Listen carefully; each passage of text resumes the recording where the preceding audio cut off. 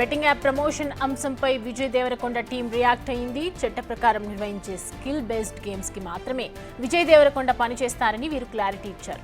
ఏ add చేసినా, ఏ కంపెనీకి ambassador గా ఉన్నా ఆ సంస్థ లీగల్ గా నిర్వహిస్తారా లేదా చూస్తామని స్పష్టం చేసింది టీం దేవరకొండ. గతంలో ఆయన పనిచేసిన A23 అనే సంస్థ సరైందని అంటోంది Vijay Deverakonda team. Rummy skill based game అంటూ సుప్రీంకోర్టే చెప్పిన విషయాన్ని గుర్తు చేసింది విజయ్ దేవరకొండ బృందం. విజయ్ దేవరకొండ విషయంలో పలు మాధ్యమాల్లో తప్పుడు కథనాలు ప్రసారం అవుతున్నాయని, ఇల్లీగల్గా విజయ్ ఏ సంస్థకు ప్రచారం చేయలేదని వీరు తమ ప్రకటన ద్వారా తెలియజేశారు.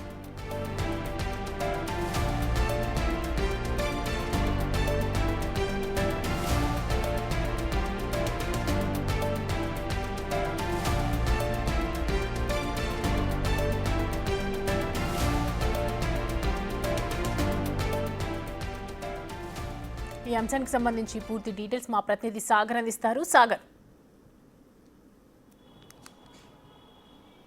సౌమ్య, మనం చూస్తున్నాం ఇప్పటికే ఆదర్శంగా ఉండాల్సిన సెలబ్రిటీలు, సినీ హీరోలు ఇటు యువతను తప్పుదోవ పట్టించేందుకు బెట్టింగ్ యాప్స్ ప్రమోట్ చేస్తున్న నేపథ్యంలో కొంతమంది ఇప్పటికే దీనిపైన సారీ చెప్తూ సోషల్ మీడియా వేదికగా స్పందిస్తున్న పరిస్థితి మనకు కనిపిస్తుంది. కానీ ఇక్కడ అందుకు భిన్నంగా విజయ్ దేవరకొండ ఇప్పటికే ఈరోజు ఉదయం మియాపూర్ పోలీస్ స్టేషన్లో విజయ్ దేవరకొండతో పాటుగా హీరో దగ్గుబాటి రానా, ప్రకాష్ రాజ్, మంచు లక్ష్మి మరికొంతమంది పైన కూడా కేసులు నమోదైన నేపథ్యంలో వారు స్పందిస్తున్న పరిస్థితి మనకు కనిపిస్తుంది. అయితే గేమింగ్ యాప్ ప్రకారం తెలంగాణలో ఈ బెట్టింగ్ యాప్స్ అన్ని నిబంధనలకు విరుద్ధంగా వారిపైన చర్యలు తీసుకునేందుకు పోలీసులు కూడా సిద్ధమయ్యారు. గేమింగ్ యాక్ట్తో పాటు సోషల్ మీడియాలో తప్పుడు ప్రచారం చేస్తున్నటువంటి నేపథ్యంలో ఐటీ యాక్ట్ ప్రకారం కూడా పోలీసులు కేసు నమోదు చేస్తున్న పరిస్థితి కనిపిస్తుంది. అయితే యువతను తప్పుదోవ పట్టించే విధంగా బెట్టింగ్ యాప్స్ వల్ల ఇప్పటికే వందలాది మంది యువత తమ జీవితాలను కోల్పోతున్న నేపథ్యంలో ఈ బెట్టింగ్ యాప్స్ పైన సంచలనంగా పోలీసులు కేసు నమోదు చేస్తున్న పరిస్థితి, అనేక పోలీస్ స్టేషన్లలో ఇప్పటికే కేసులు నమోదవుతున్న పరిస్థితి మనకు కనిపిస్తుంది. కానీ విజయ్ దేవరకొండ మాత్రం దాన్ని సమర్థించుకునే విధంగా ఒక ప్రకటన తన పిఆర్ టీం విడుదల చేసిన పరిస్థితి మనకు కనిపిస్తుంది. చట్ట ప్రకారం నిర్వహిస్తున్న గేమింగ్ యాప్స్కు మాత్రమే తాను ప్రమోటర్గా ఉన్నాం, లీగల్గా ఉన్న ప్రాంతాల్లో మాత్రమే తాను ప్రచారకర్తగా వ్యవహరించాను, A23 అనే రమ్మీ గేమ్కి సంబంధించిన యాప్కి మాత్రమే తాను గత సంవత్సరం ప్రమోట్ చేశానని చెప్పి ఒక క్లారిటీ ఇచ్చే ప్రయత్నం చేశారు. కానీ ఖచ్చితంగా కొద్దిసేపటి క్రితమే మనకు దీనిపైన పోలీస్ శాఖ కూడా ఒక క్లారిటీ ఇచ్చే ప్రయత్నం చేస్తుంది. గేమింగ్ యాప్ ప్రకారం బెట్టింగ్ యాప్స్ సంబంధించిన విషయంలో తెలంగాణలో నిబంధనలకు విరుద్ధంగా జరిగితే వారిపైన చర్యలు తీసుకుంటాం. బెట్టింగ్ యాప్స్ ఇప్పటికే దాదాపు 150కి పైగా బెట్టింగ్ యాప్స్ తెలంగాణలో అంటే ప్రమోట్ చేస్తున్న నేపథ్యంలో వారిపైన చర్యలకు సిద్ధమైనట్లుగా కూడా తెలుస్తుంది. అందులో భాగంగానే ఇప్పటికే పంజాగుట్ట పోలీస్ స్టేషన్లో 11 మంది పైన కేసులు నమోదు చేయడం, 25 మంది పైన మియాపూర్ పోలీసులు కేసులు నమోదు చేసిన పరిస్థితి కనిపిస్తుంది. ఎంత క్లారిటీ ఇచ్చినా వారు సమర్థించుకున్నా కూడా తెలంగాణ రాష్ట్రంలో మాత్రం నిబంధనలకు విరుద్ధంగా బెట్టింగ్ యాప్స్ని ప్రమోట్ చేసే వారిపైన ఖచ్చితంగా చర్యలు తీసుకుంటాం. ఆదర్శంగా ఉండాల్సిన సెలబ్రిటీలే యువతను తప్పుదోవ పట్టించే విధంగా ఈ బెట్టింగ్ యాప్స్ను ప్రమోట్ చేస్తున్న వారిపైన కూడా సోషల్ మీడియాలో కూడా ఇప్పటికే నెటిజన్లు కూడా వ్యతిరేకిస్తున్న పరిస్థితి మనకు కనిపిస్తుంది. పోలీస్ శాఖ ఖచ్చితంగా ఈ గేమింగ్ యాప్తో ప్రకారం BNSలోని కొన్ని సెక్షన్ల ప్రకారం ఇటు ఐటీ సెక్షన్ ప్రకారం కూడా వీరందరినీ కూడా విచారించే అవకాశం ఉంది. ఇటు మనం ఇప్పటివరకైతే చూస్తాం సోషల్ మీడియాలో కొంతమంది సారీ చెప్తూ గేమింగ్ యాప్స్కు దూరంగా ఉండాలి, గేమింగ్ యాప్స్కు యువత బానిస కావద్దు అంటూ ప్రచారం చేసిన వాళ్ళు కేసులు ఎదుర్కొంటున్న వారు ఒక క్లారిటీ ఇస్తున్నారు. కానీ అందుకు భిన్నంగా విజయ్ దేవరకొండ మాత్రం ఇప్పటికే యూత్ ఐకాన్గా కూడా అనేక సినిమాల్లో నటించిన విజయ్ దేవరకొండ అందుకు భిన్నంగా సమర్థించుకుంటున్న పరిస్థితి మనకు కనిపిస్తుంది.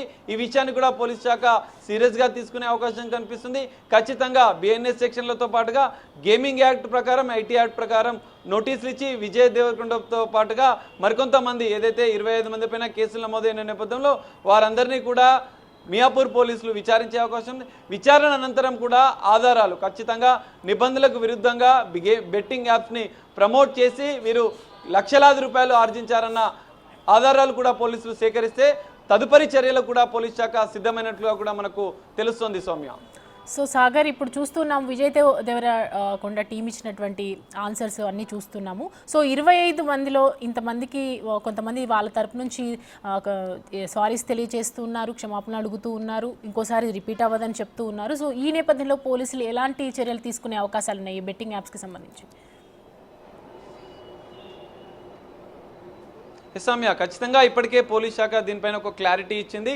ఇప్పుడు ఏదైతే గేమింగ్ సంబంధించి కావచ్చు, బెట్టింగ్కి సంబంధించిన యాప్లను ప్రమోట్ చేసి యువత జీవితాలతో మీరు చెలగాటం ఆడుకున్న నేపథ్యంలో ఇప్పుడు, ఎందుకంటే గతంలో మీరు లక్షల రూపాయలకు డబ్బుకు ఆశపడి బెట్టింగ్ యాప్స్ని ప్రమోట్ చేసినటువంటి వారు ఇప్పుడు కేసులు నమోదైన తర్వాత సారీ చెప్తే ఉపేక్షించేది లేదు.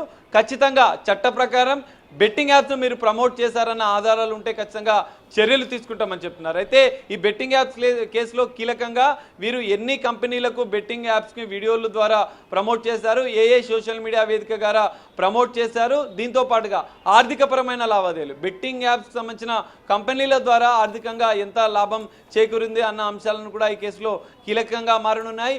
వీడియో ఆధారాలతో పాటుగా బెట్టింగ్ యాప్ ప్రమోషన్కి సంబంధించిన సెలబ్రిటీలు, హీరోలే కావచ్చు, యూట్యూబర్లే కావచ్చు, సోషల్ మీడియా ఇన్ఫ్లుయెన్సర్ కావచ్చు, ఎవరైనా కూడా చట్టం ఖచ్చితంగా అందరికీ సమానంగా పనిచేస్తుంది. హీరోలు, సెలబ్రిటీలు ఎవరైనా కూడా నిబంధనలకు విరుద్ధంగా బెట్టింగ్ యాప్స్ని ప్రమోట్ చేస్తే వారు క్లారిటీ ఇచ్చినా, సారీ చెప్పినా కూడా చట్టం ఆధారాల ప్రకారం పనిచేస్తుంది. మీరు ఖచ్చితంగా డబ్బు తీసుకున్నట్టు ఆధారాలు, బెట్టింగ్ యాప్స్ని ప్రమోట్ చేసుకున్న ఆధారాలు ఉంటే ఖచ్చితంగా చర్యలు తీసుకుంటామని చెప్పి పోలీస్ శాఖ చెప్పిన నేపథ్యంలో విచారణ అనంతరం వీరి యొక్క ఆధారాలు, బెట్టింగ్ యాప్ ప్రమోట్ చేసిన ఆధారాలు, డబ్బు తీసుకున్నటువంటి ఆర్థికపరమైన లావాదేవీలకు సంబంధించిన బ్యాంక్ స్టేట్మెంట్ ఆధారాలు సేకరించిన అనంతరం ఖచ్చితంగా అరెస్టులు కూడా చేసే అవకాశం ఉన్నట్లుగా కూడా పోలీస్ శాఖ ద్వారా మనకు తెలుస్తోంది. Soumya, right, thanks for the update Sagar.